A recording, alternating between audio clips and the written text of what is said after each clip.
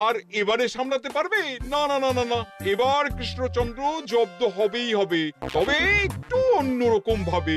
আপনার কথাটা তো কেমন অন্যরকম শোনাচ্ছে জাহাপানা। তাহলে তুমি শোনাও। কি জাহাপানা? আমার কত ধনরত্ন আছে সেটা কি তোমার জানা আছে উজির? না জাহাপানা, তবে জানার আগ্রহ আছে বিস্তর। শুধু তোমার কেন, আরো অনেকেরই আগ্রহ আছে শুনলাম, আর সেটা যতক্ষণ না জানা যাচ্ছে ততক্ষণ মনটা কেমন খচখচ খচখচ করে। করে বই কি, এই তো প্রশ্নটা শোনার পর থেকেই আমার মনটাই কেমন একটা উসকুস উসকুস করতে শুরু করে দিয়েছে। আমার হাতে একটা অস্ত্র চলে এসেছে, এবার তাই আমি এমন এক প্যাঁচ কষবো যে কৃষ্ণচন্দ্র মনে মনে কিছুতেই শান্তি পাবে না, আর তাকে অশান্তিতে রাখতে পারলে আমার যে কি শান্তি কি শান্তি, কি বলবো।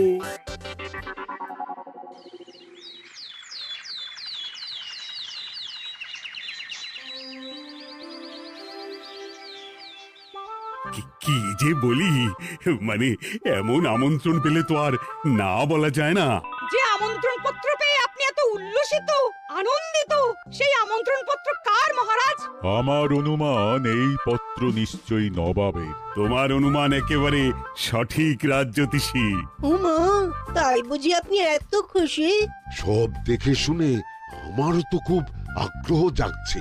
সে তো জাগবেই, তবে আগে ভাগেই বলে না দিয়ে আমি দেখছি কার কেমন সব চিন্তা ভাবনা মাথায় আসে।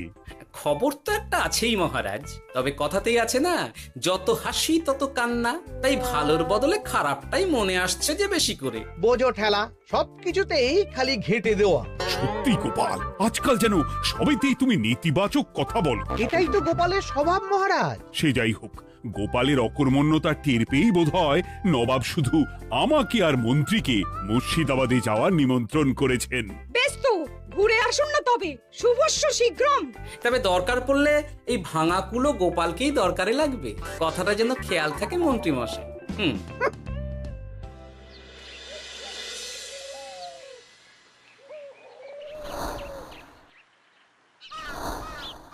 খেয়াল করেছো গিন্নি, আজকাল আমি কেমন কথায় কথায় গোপালকে চুপ করিয়ে দিচ্ছি? কেন গো, কি হলো আবার? হবে আবার কি, নবাব বাহাদুর আমাকে আর মহারাজকে নিমন্ত্রণ করেছেন তার খাস মহলে। ও শুনে যে আমার কি আনন্দ হচ্ছে। ও তাহলে এই ব্যাপার। আস্তে গিন্নি আস্তে, নবাবের ধন সম্পদ দেখার শখ মহারাজের অনেক দিনের। আমি শুনেছি নবাবের ওই খাস মহলের ভেতরেই নবাবের গুপ্ত কক্ষ আছে, যেখানে নবাব হীরা জহরত এসব রাখেন। একা তো সেখানে যাওয়া যাবে না, তাই এই মহারাজকে নিয়ে তুমি মুর্শিদাবাদে যাবে? যাবো তাই নয়, নবাবের গুণকীর্তন করে তার মেজাজ এমন ভালো করব যে নবাব সেখান থেকে কিছু দান খয়রাত করে ফেলবেন আমাকে। তবে নয় তো কি, গোপাল তো খেতে পাবেই না, গন্ধও শুঁকতে পারবে না। তুমি তো বারবারই চেষ্টা করো গোপালকে সরিয়ে দিয়ে বাজিমাত করতে, কিন্তু শেষ পর্যন্ত চিৎপাত হয়ে যাও। গোপালই তো তখন উদ্ধার করে, সেটা তোমার খেয়াল আছে তো? আমার মাঝে মাঝে সন্দেহ হয় গিন্নি, তুমি তলায় তলায় দল বদল করে গোপালের দলে চলে যাওনি তো?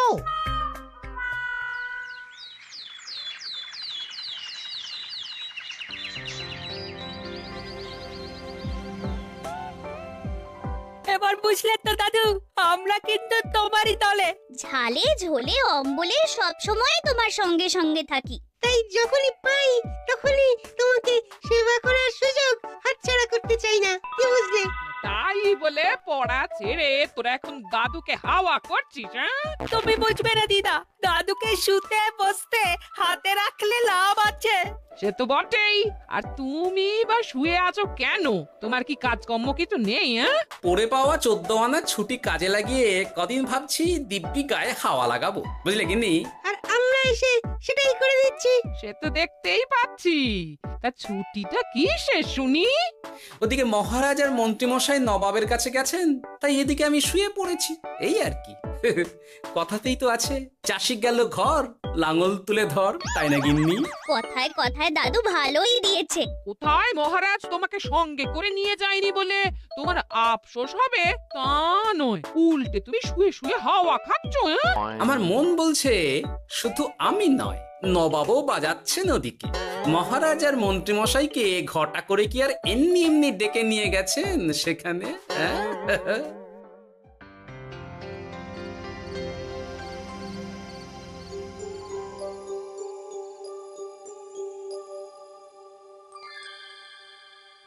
ডেকে নিয়ে এসে নবাব যে ঠিক কি করতে চাইছেন সেটাই তো বুঝতে পারছি না। অত বোঝার কি আছে মহারাজ? খাবো, শোবো আর গুপ্ত কক্ষে ঢুকে নবাবের সঞ্চয় দেখব, তাহলেই তো হবে।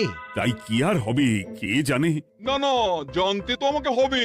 এখানে এসে তোমাদের কোনো অসুবিধা হচ্ছে কিনা সেটা আমাকে জানতে হবে না? আপনি কিচ্ছু ভাববেন না জাহাপানা, ব্যবস্থা সব করাই আছে। না না, এমনিতে কোনো অসুবিধে নেই, তবে একটা অস্বস্তি হচ্ছে বটে। আসলে মহারাজ বোধহয় মনে মনে ভাবছেন নবাব বাহাদুর নিশ্চয়ই তাকে ডেকে এনেছেন তার গুপ্ত কক্ষে কত মণিমাণিক্য ধন সম্পদ আছে সেটা দেখানোর জন্য। তাই নাকি? মানে এখানকার হিরে, সেখানকার চুনি, অমুক দেশের পান্না, তমুক দেশের মুক্তো। শুধু কি তাই, আরো কত কি। হ্যাঁ হ্যাঁ, সেগুলো যতক্ষণ না দেখতে পাচ্ছেন ততক্ষণ মহারাজ ঠিক স্বস্তি পাচ্ছেন না। এই যে কৃষ্ণচন্দ্রের যে আমার ধন সম্পদ দেখার প্রবল ইচ্ছা আছে সেটা আমার ভালো মতোই জানা আছে। তবে সবাইকে তো সবটা দেখাতে নেই, আর সবার জন্য সবটাও নয়, তাই না? তাই কি জাহাপনা? তাই গুপ্ত কক্ষের ভেতরে কি আছে সেটা না হয় না দেখাই থাক। না না, তোমরা বরং খানা পিনা করো গিয়ে, হ্যাঁ, বিশ্রাম নাও। উচিত তোমাদের খেয়াল রাখবে, কেমন? এই রে, এটা কি হলো? কি আবার হবে? তোমার পাল্লায় পড়ে মান সম্মান সব গেল। এর থেকে আমার কৃষ্ণনগরই ভালো।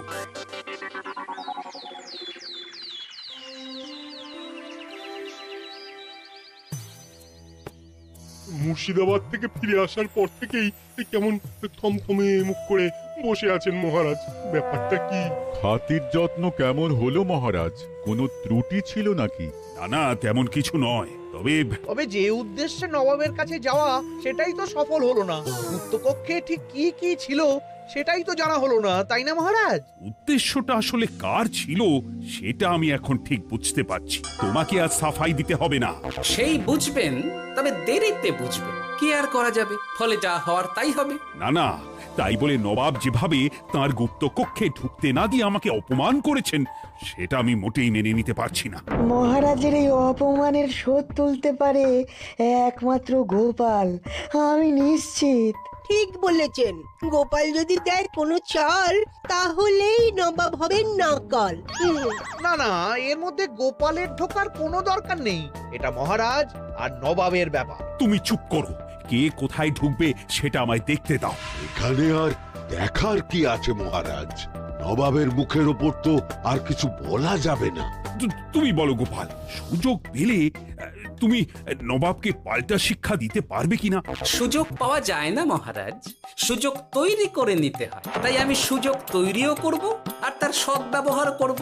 আর এটাও বলে রাখছি, নবাবকে নাকাল করে সুদে আসলে আপনার অপমানের বদলা নিয়ে তবে ছাড়ব।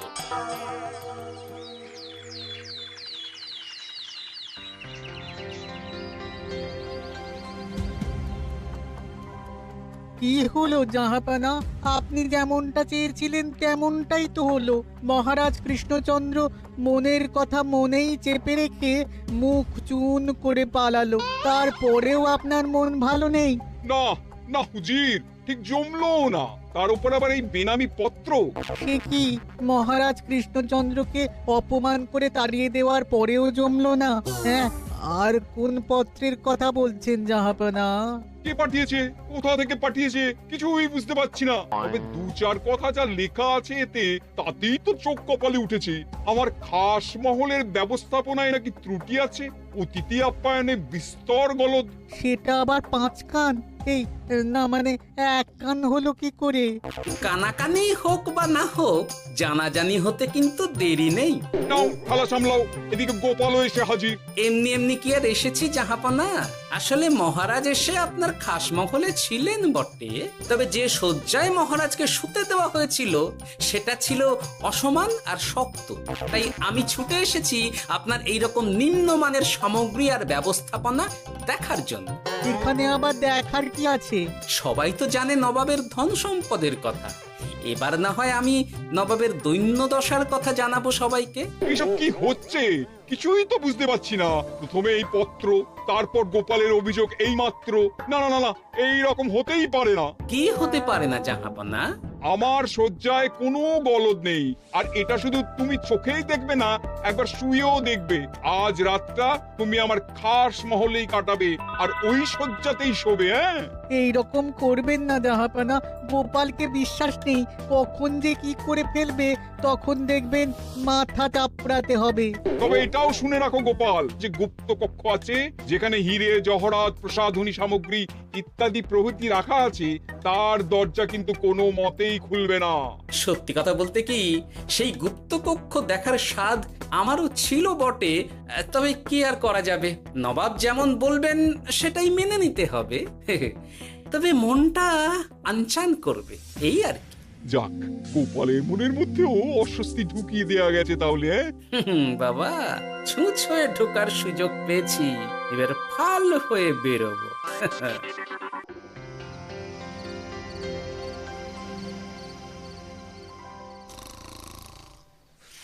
আপনি কিচ্ছু ভাববেন না জাহাপানা, গোপালকে আমি চোখে চোখেই রেখেছি।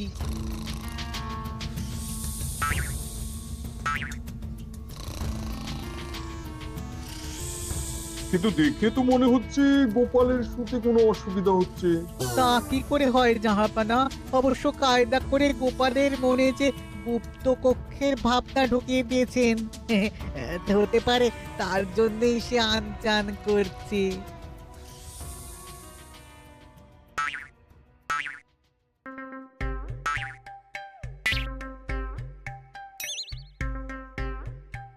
ওই দেখো, গোপাল হঠাৎ কি শুরু করেছে।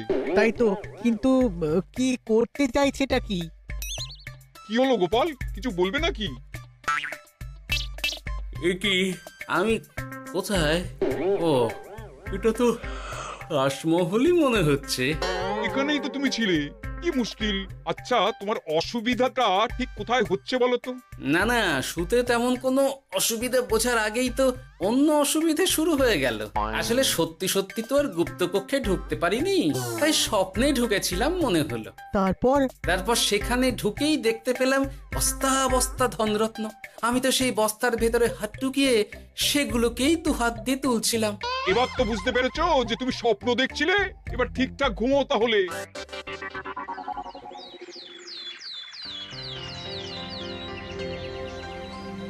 কাল রাতে গোপাল আচ্ছা ঝামেলায় ফেলেছিল।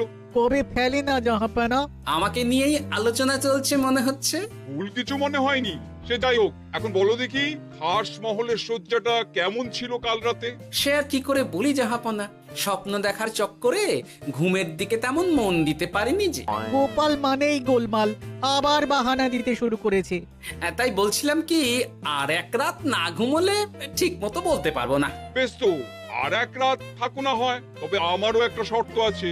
আগের রাতে তুমি স্বপ্নের ঘরে যা কাণ্ড ঘটিয়েছো না, তাতে জাহাপানা খুব বিরক্ত, বুঝতে পারছো নিশ্চয়ই। বুঝেছি তো, তবে যে কোনো শর্তেই আমি খাস মহলে শুতে রাজি।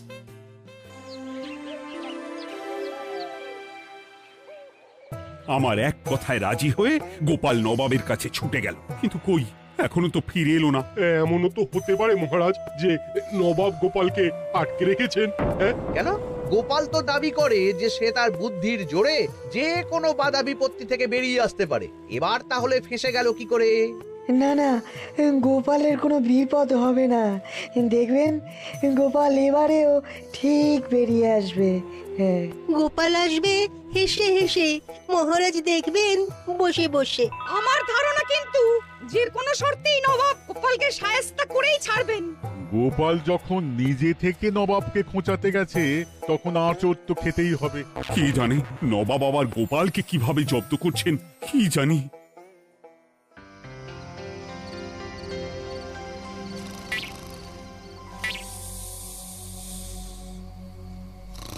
ব্যবস্থাপনায় কোনো ত্রুটি নেই জাহাপানা, তবে আজ গোপালকে না আচ্ছা জব্দ করা হয়েছে জাহাপানা। গোপালকে আজ আর বালিশ দেওয়া হয়নি। এমনটাই তো নির্দেশ দিয়েছিলাম। দেখি আজ মনে হচ্ছে গোপাল বিশেষ ট্যাপও করতে পারবে না। কিন্তু এ কি, গোপাল যে আবার উসখুস করছে। তাই তো দেখছি। এক্ষুনি গোপালকে ঘুম থেকে ডেকে তুলে দিতে হবে, না হলে আজ আবার একটা অনিষ্ট করবে। না না, আজ আর কিছুই করতে পারবে না, বালিশই তো নেই।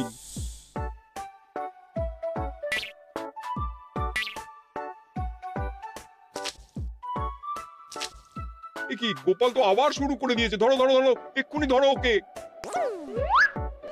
আরে ওঠো ওঠো, জেগে ওঠো গোপাল। আরে হচ্ছেটা কি? আজ আবার তোমার কি হলো? এ হে, আজ আবার একটা গন্ডগোল করেছি মনে হচ্ছে। গন্ডগোল বলে গন্ডগোল, জল ছড়িয়ে কি অবস্থা করেছো দেখো। আমার কোনো দোষ নেই, কিন্তু সেই আবার গুপ্তকক্ষের স্বপ্ন এলো আর গোলমাল হয়ে গেল। আজ আবার কেমন স্বপ্ন এলো? গুপ্তকক্ষের যেদিকে আরব আর পারস্য দেশের আতরের সম্ভার ছিল, স্বপ্নে সেই দিকে ঘুরছিলাম আজ। সেগুলো ছড়িয়ে ছড়িয়ে দেখতে দেখতেই স্বপ্ন ভেঙে গেল। বটে, দাঁড়াও, কাল সকালই তোমার ব্যবস্থা হচ্ছে।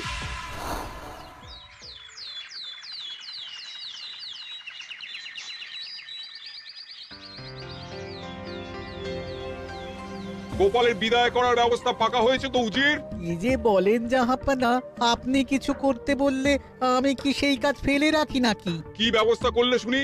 তোমার তো আবার 18 মাসে বছর। এবারে আর সেটা বলতে পারবেন না। ঘোড়ার পিঠে চেপে এতক্ষণে হয়তো গোপাল কৃষ্ণনগরে পৌঁছেও গেছে। যাক, আপদ বিদেয় হয়েছে তাহলে। সর্বনাশ হয়ে গেছে জাহাপানা। আবার কি হলো?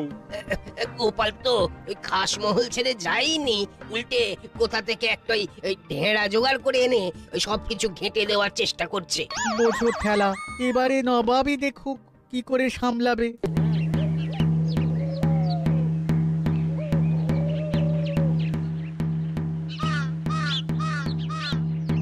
শুনুন শুনুন শুনুন। আরে আরে আরে, আরে কি শোনাচ্ছটা কি গোপাল?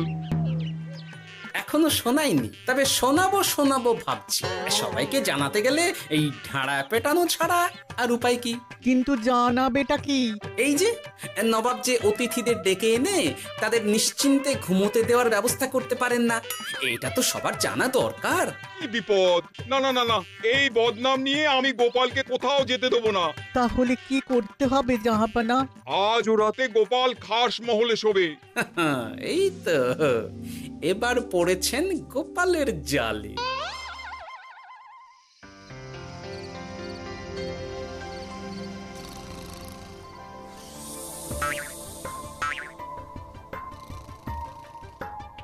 আজ গোপাল নিশ্চিন্তে ঘুমোবে। স্বপ্ন অস্বস্তি হওয়ার মতন কিছুই হবে না আজ। গোপালকে ভরসা নেই জাহাপানা, কখন যে কি করে ফেলে বলা তো যায় না। না না, আমি নিশ্চিত আজ আর কিছুই হবে না।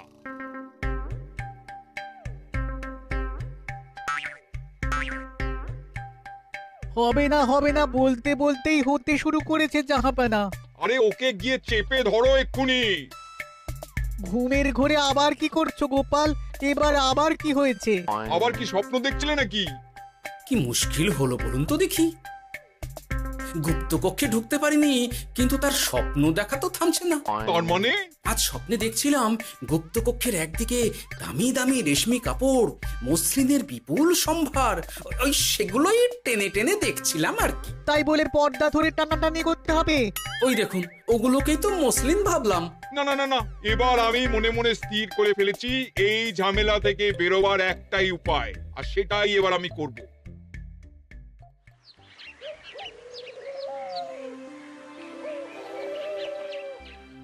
গোপালের ফিরতে কিন্তু এবার সত্যিই দেরি হচ্ছে।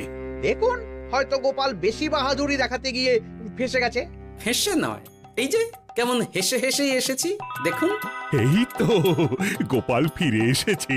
শুধু ফিরেই আসেনি, তার সঙ্গে আরেকটা সুসংবাদও নিয়ে এসেছি। হ্যাঁ, সেটা আবার কি? আমার প্যাঁচে পড়ে নবাব শেষ পর্যন্ত বাধ্য হয়েছেন গুপ্তকক্ষ খুলে দিতে, সঙ্গে কিছু উপঢৌকনও দিয়েছেন। ব্যাপারটা ঠিক কেমন করে কি হলো বলো দেখি। বলছি মহারাজ, নবাব বাহাদুর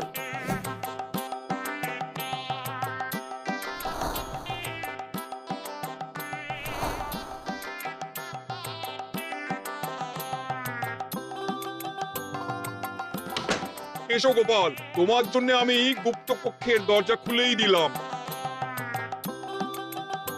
তবে খবরদার, আবার উল্টো পাল্টা স্বপ্ন দেখে ঘুম নষ্ট হওয়ার বাহানা দেবে না।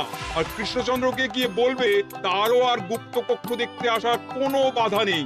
আর একটা কথা,